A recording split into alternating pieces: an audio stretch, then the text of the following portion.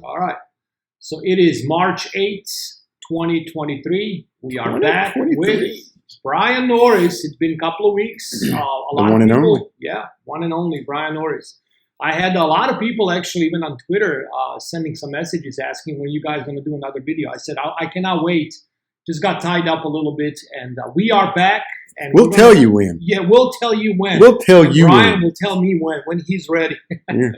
So let's go over Ukraine and Russia, and I think you are a perfect guy again, perfect person to ask about what has been going on in the last 2 to 3 weeks since the last video we made on Russia. Okay, So we got close to a month here. There's been a lot of development.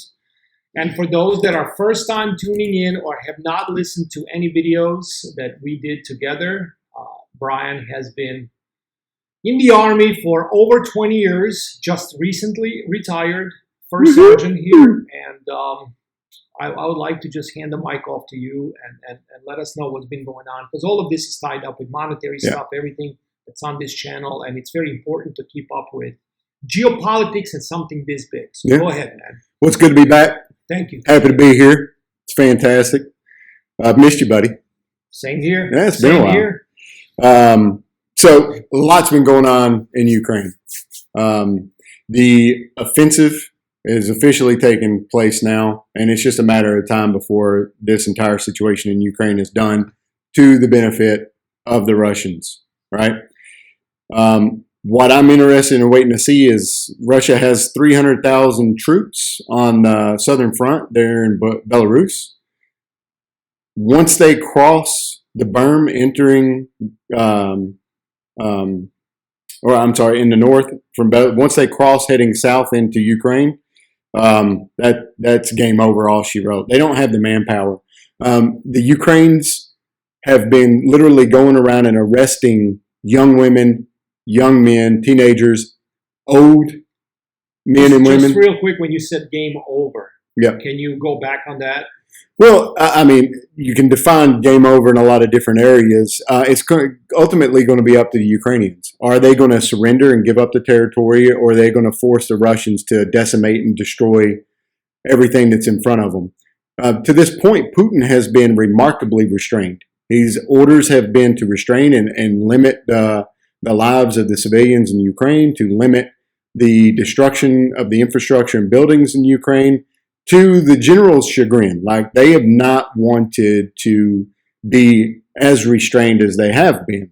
But Putin has said that over and over again, we do not want to destroy our brother Slavs. We do not want to destroy Ukraine. We want to leave something for them to rebuild into. Whereas they have put Russia into a situation in like Bakhmut. In Bakhmut, that city is pretty much leveled, and a couple other cities are leveled because the Ukrainians just refused to surrender, to the point to where it was not beneficial to them at all, right? They just kept sending soldiers into the buzzsaw. It's very reminiscent of the Nazis in the dying days of World War II, to where Hitler refused to listen to his generals and advisors, and he continuously sent soldiers out to die for no good reason. That's basically what's happening in Ukraine right now. These Ukrainian soldiers are fighting very admirably, very hard, with decent weaponry, but they're entering areas in which the odds are unsurmountable, and they can't win, and they're dying in the tens of thousands, hundreds of thousands. I think the latest number was up to over 200,000 Ukrainian soldiers dead. And to give you an example, there was 42 million people in Ukraine when the conflict started just over a year ago. Now they're looking at a population of less than 20 million. So that's half of the country that has either left or killed during this conflict. A lot of people also don't realize that the Ukrainian army is coming to an area in which they're going to lose more soldiers than we did as a nation during World War II. The amount of death and destruction that's happened in Ukraine is insane. And people need to, you need to come to terms with that. If America wants to get involved in that conflict and NATO wants to get involved in that conflict, there's your numbers. There's your metrics. It's far beyond what was happening in Europe, Western Europe, when America entered World War II. And the the bell curve is just going to be way worse than what it was when we entered in World War II. So a lot of if we do get involved, a lot of American sons and daughters are going to die. In fact, President Zelensky said that. I was just going to ask you to touch up on that because the fact checkers are obviously telling us that he did not say that and blah, blah, blah. So go ahead. Well, I played that video for you just before we started. Yeah. And I pointed out that halfway through the Google search page was fact check. He didn't really say this. Fact check, he didn't really say this. But then you get to the video, you play the video, and what does he say? American sons or daughters are going to have to come over to Ukraine because this is NATO, and they're going to have to fight, and they're going to die. And this is for NATO. It's sad, but it's going to happen. Yeah, doesn't this sound like another conspiracy theory when it comes to depopulation, genocide? Like, all we hear constantly, it's like people are just dying, people are calling it out. It's been really just wild in the last 2 years what we're witnessing. I know there's a lot of people dying in Ukraine. That's what I know. Yeah. And in other parts of the world too. Africa is very unstable right now. But even with how much money are we up to giving Ukraine? 150 billion, 170 billion? Who knows, right? Losing track. It doesn't matter at this point, right? Zelensky came out and said last week that China would be the nation to come in and rebuild Ukraine. So why is China capitalizing financially and on trade and everything else for rebuilding Ukraine when we're the ones that funded them, trained them, resourced them, supplied them to fight and win this war? Well, no one is talking about peace. No. There is not one person. You said one guy, but he's Colonel McGregor. He's retired. Okay. He is a huge advocate for peace in this, and you know he's got a lot of experience in this. He was raised around a bunch of Ukrainians. His almost entirety of his military career was in the European theater, and he has trained a lot with Slavic nations, and he's worked a lot with the Poles and with Russians through the Open Skies Treaty. Do we have any of his info that we can put? Oh yeah, absolutely. He has a channel on YouTube where he talks. Yes. Okay, yeah. So people can hear. Yeah, he's phenomenal. What was his title? Colonel, full colonel. His rank, not title. Yes. Yeah, he was a full colonel. He was a tanker. He was the last tank commander that actually participated in tank-to-tank warfare in Desert Storm. So he has a lot of experiences. So we'll post some of his videos so people can hear from. When did he retire? Do you know approximately? I couldn't say. I know he served in the Trump administration, so it's been at least 5 to 7 years since he's retired. He was a military advisor to President Trump. Okay. And he was a big advisor to Trump to make calm and make peace with the Russians. Because the only people that win from the United States and Russia fighting with one another is China. Yeah. They're the only winners in that scenario. And we are abysmal losers at the end of that. On trade, on our quality of living, the population of our country, especially for the military-age males, and us being the preeminent power in the world. That's all going to cease to exist if we get into a conflict with Russia. Remember President Biden talking about what's the Russian currency? The ruble. Ruble going to rubble. That's what he said, or something like that. And then a week later, not even like 5 days, here goes ruble, not becoming rubble. It turns out to be there is a parabolic move in it. It's just unbelievable. He's one of those people that reminds me a lot of this one battalion commander I had. We'll call him Lieutenant Colonel Toddler, right? Because he was short and like a toddler and had Napoleonic syndrome. But you could present 2 different options to that man. One, not so bad decision. The other one, a terribly horrible idea. Mm-hmm. And he would pick the terribly horrible one every single time. It reminds me of Biden a lot. When he's faced with decisions or when he says something, he's just constantly the man. I don't think I've ever seen anyone step on their toes that much as he has. It's pretty phenomenal. Yeah, like if you really try to do a bad job, like you cannot get a better role. Like Oscar, whatever award you can get for just making, like you said, every possible wrong move. Like it's incredible. Well, here's a wrong move for you too. That NATO chief says that Ukraine will become a member of our alliance in the long term. So, if Ukraine becomes a member of NATO, now, if that happens at, say, midnight, then at 12:01, Russia continues their mission and fires a rocket that hits somewhere in Ukraine. Now we're in Article 5 territory. Now we don't have a choice if we're going to adhere to our treaty. Can you explain real quick Article 5? Article 5 is a provision of the NATO treaty that stipulates an attack on one NATO nation is an attack on all. And the only time that Article 5 has been invoked is when 9/11 happened to the United States of America. We invoked Article 5. Every NATO nation responded and supported us in Afghanistan. What do you think the odds are Ukraine will become part of NATO? You know, I can take people for the word and what they say, and I typically tend to believe people when they say certain things. Here you have this NATO General Secretary Jens Stoltenberg saying on Tuesday that Ukraine will be a member of NATO. So I have to defer to her and say it's going to happen. When? Can't say. But if a NATO chief says it's going to happen, the General Secretary. Well, if they want more depopulation, which is the way this whole thing, especially since the recent health event and everything that we witnessed there, I mean, it's not so far-fetched, isn't it? No. To see 20 million, 100 million people gone? No. Just within weeks? No, it would. I mean, warfare has gotten scary with how accurate things are, time on target, element of surprise, being able to hide doesn't exist anymore.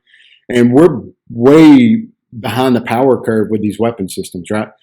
ISR platforms, which are considered like drones, space-based surveillance systems, these type of camera systems that can see things out, right? That's called ISR. Utilizing ISR platforms in a manner to detect, identify, and then call for fire, Russia has proven this capability to do so in a very quick, fast manner. And they've been able to utilize this technology to deliver the ordnance on the target in superior accuracy. I mean, some of these weapon systems that Russia is firing cost $5,000, and they're taking out a $20 million radar, a $50 million tank, or not a $20 million radar, but a $4 million radar, which is like a rangefinder radar for field artillery. They've taken out almost all of Ukraine's field artillery rangefinder radars, and even frigates, $20-30 million frigates out in the Black Sea, gone.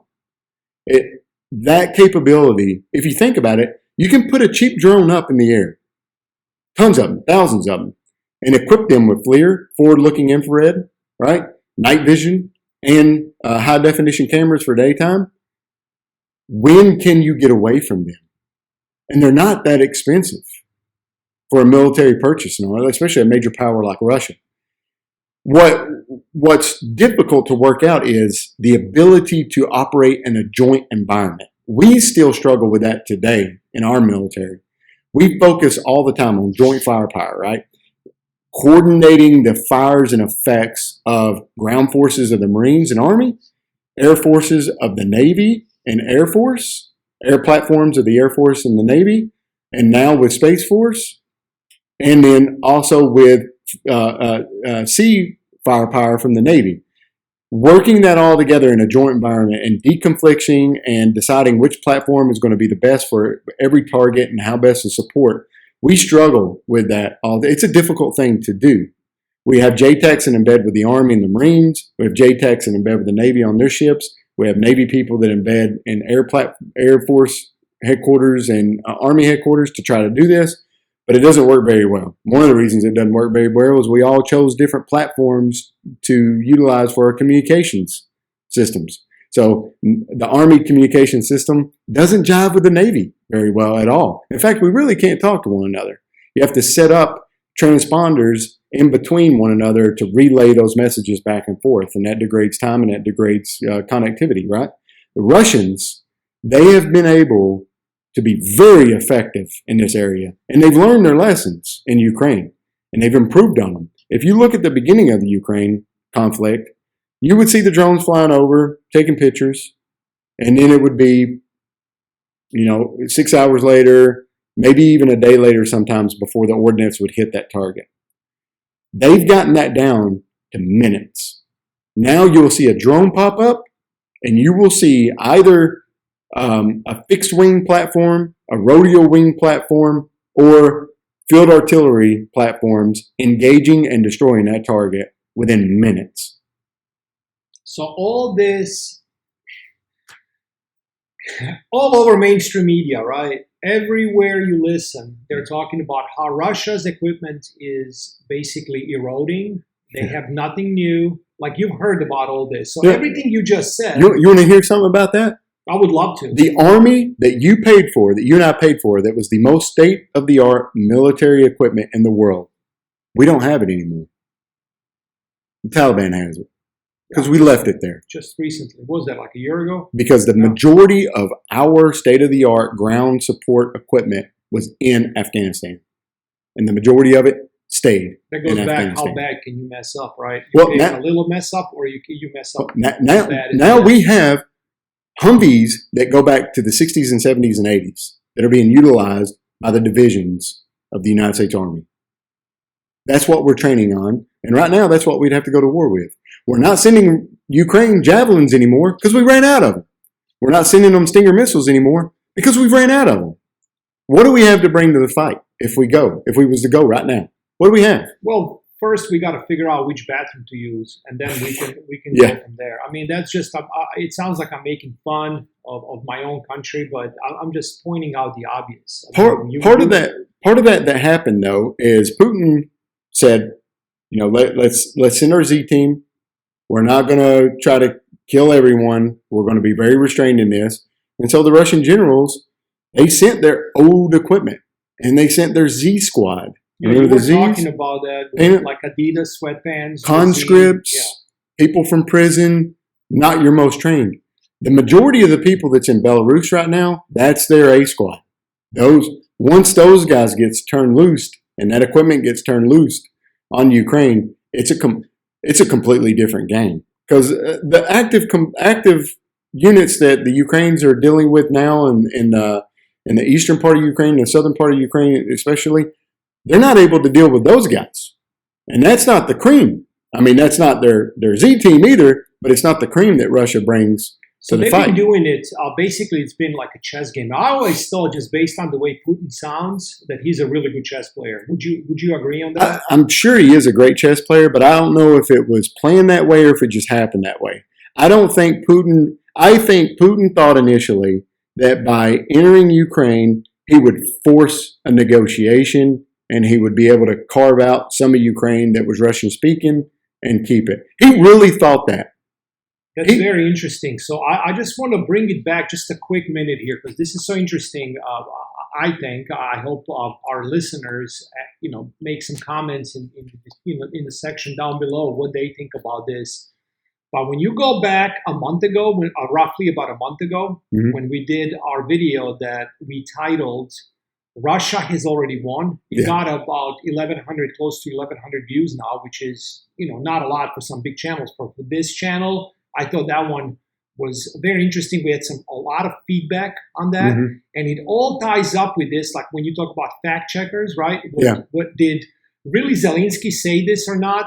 We go in and Brian explains in this video why did Russia. We don't want to go into that in this video. Why did Putin go into Ukraine? For those that immediately jump, well, we don't need peace negotiations because Putin is the one that's still there. He's invaded. You explained on that video, it's on this channel. Yeah. Why did he go? You talked about Donbass. You talked about everything. I suggest strongly for a lot of you that are tuning into this one to take a listen, because a lot of Americans are not aware of this. So it does not matter what the fact checker said. If Zelensky really said that or not, we know he did. But if he didn't, is he trying to negotiate? No. He's not trying to negotiate. No, he's not. Well, Zelensky did try to negotiate for a period of time. He really did. And then Washington, Biden's administration, sent Boris Johnson from the UK to Ukraine and tell him no. Yeah, because those are his guys, right? Yeah. His bosses. He's just a total puppet. Europe has become nothing but vassal states of the United States of America. The big boy, the big boss. All of them. Yeah. They exist at the behest of the United States. And we have, we have supplemented their military. We have given them money. We've guaranteed their protection. They do not have the capabilities to defend themselves, so they rely heavily on the United States. Yes. Not only for military protection, but trade, technology, X, Y, and Z, right? And they're in a position now to where they kind of have to do what the United States is telling them to, because they don't have any capabilities to defend themselves. And NATO is an extension of the United States military. The Supreme Headquarters Allied Powers commander is always and will always be an American commander. The land component commander of NATO is and always will be an American commander. Yeah, that's why what we're talking about, we're mostly watching what they're doing, not what they're saying. And when you're looking at Zelensky, just look at it as NATO as a whole. That even though they're not a part of NATO, but they, like you just mentioned, United States is a part of NATO, correct? Yeah, of course. They are the biggest. We are NATO. We are NATO. And Zelensky's got to go with whatever Biden says or whoever he's telling Biden, right? We can guess who that is. Who knows? And you can pull up a map and just go from the beginning until now and just look at military graphic overlays. Just do that. Google military graphic overlays. We'll post that as well. And do a month by month progression. And just look at how Russia has encroached, reorganized, pushed farther, pulled back, reorganized, pushed farther. Look at where the arrows on the map are leading. It's not good. And then look at the reserves that the Russians have of troops, equipment, logistical supply chains, etc., versus what Ukraine has, which is none. They have none except for what we give them. And that's a long supply chain to get. It would be like if America was fighting Mexico, we would not lose. We could not lose because that war is so close to us and it's an existential threat and it is a defining moment in the history of America to where either we destroy ourselves or we win. We can't afford to lose. Russia cannot afford to lose, and they're not going to lose. I think we're going to bring it home on that one. This might be kind of like Russia has already won part two in a way, because like I said, the way you talked about it, the way you described it, that's exactly what's going on. And based on hearing you right now, it seems like we are on, I don't know how many stages, who knows, right? But we are getting close to wrapping this up, at least with Ukraine. Do you agree? Yeah, absolutely. But the scary thing is what is on that chessboard? What is the moves that America, Canada, France, the UK going to make, Germany going to make to counter that threat, right? China has gotten very comfy with Russia in the last couple of months. And that is a worst case scenario for the Western culture, the Western nations. Yeah. And as I always say, this channel is not to scare you. This channel is to prepare you. We can only control what we can control. That's facts. I mean, do you want to keep lying to yourself? Yeah. Do you want to keep, thinking that everything's okay when, okay, yeah, I'm optimistic. I'm praying and hoping that it all gets sorted out and it doesn't get to that. But at the same time, the possibility that some of my friends that are military age that live in this area are getting drafted to go over and fight in Europe again, it's not that out of the realm of possibility. It's just not. That's the fact of it. It doesn't matter how, you don't have to like it for it to be true. It's the truth. You are looking at the real possibility within a year, maybe even sooner, of young men and women all across this nation being conscripted into service, fast-tracked through basic training, and sent like cannon fodder because it's going to take 6 months to us to figure out what the hell we're doing. And you just retired like a year and a half ago, right? Yeah, and we're not ready. Are you staying in close contact with a lot of your buddies still, yes. I assume? Yeah. And again, this is just coming in from boots We on the ground we right started here. training for Russia, preparing for Russia, and this is my assumption, my estimate, right? Just looking at what the Army changed, its training metrics, what it valued, how we did our exercises, what the verbiage we were using, all these different things that started changing real quick. We were still fighting in Afghanistan and Iraq, and they started making these changes. Well, if you've been around that part of the world and in that business model, you realize real quick, wait a minute, we're doing something completely different now. And then I began to realize that, wait a minute, we're preparing for a conflict with a near peer or a peer-peer force. Yeah, you mentioned that as and well. There's only two of them, Russia and China. Now, when I talk to those people, that is all they are doing. That is all they're obsessed with. And we're, trying really hard, and we're advancing in some very key areas, but we're far behind. And what we are so far behind is the morale of our force and the ability of our force, right? And I can give you some inside baseball knowledge here that no one out there knows about. And this is from an inside source that will break on a major news agency hopefully within the month, right? With some real statistics and real numbers that I can't provide to you right now, but I can give you a synopsis of it. In order to be deemed as a combat qualified brigade, more than 90% of your personnel have to go to a national training center event, and there's only two of those. One is in Fort Irwin, California, known as NTC. The other one is in Fort Polk, Louisiana, known as JRTC. There, an external agency will evaluate you doing an exercise, and they will certify you as combat deployable or not based on how well you perform this exercise. That requires that this brigade combat team picks all of its equipment up, moves itself to that location, inserts itself into the training scenario, the exercise kicks off, they simulate the battles and they fight them, troops are moving on the ground, and everything's being evaluated by external OCTs, observer, coach, trainers, right? Here's what's been happening for at least a decade.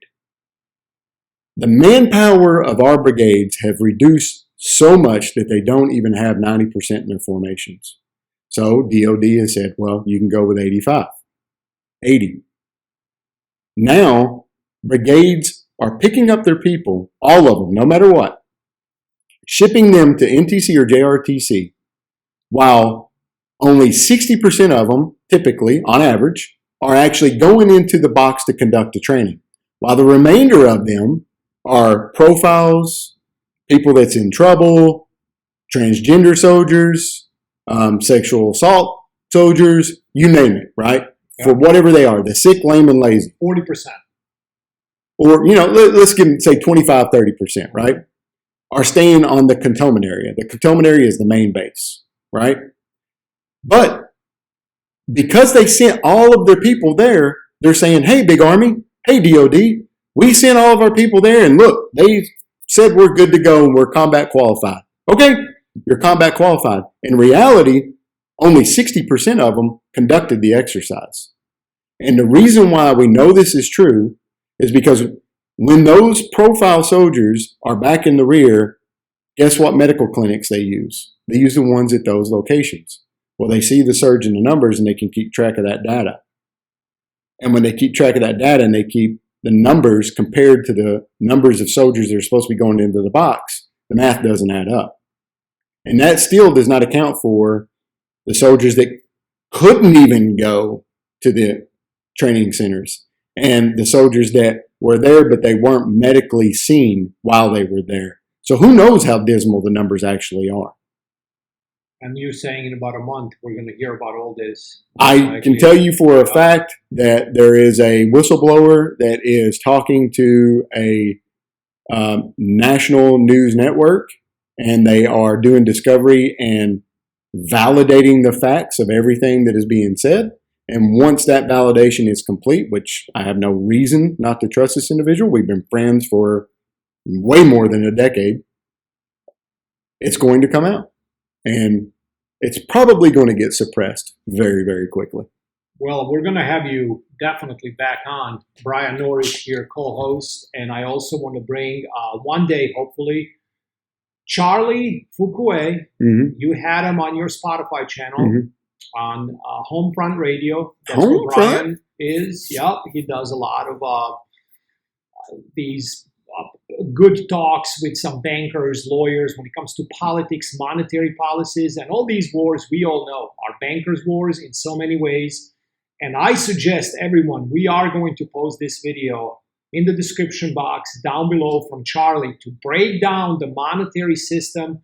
You guys know I talk a lot about that on my channel, and recently I had some guests that know a lot more, definitely a lot more than me.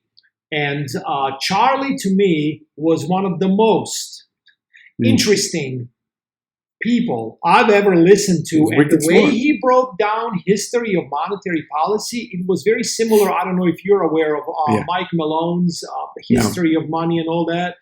The way he has a lot of people that follow gold and silver, just like Charlie is. It was very similar to Mike Malone's description of what was going on with the banking system, what the real money is and everything.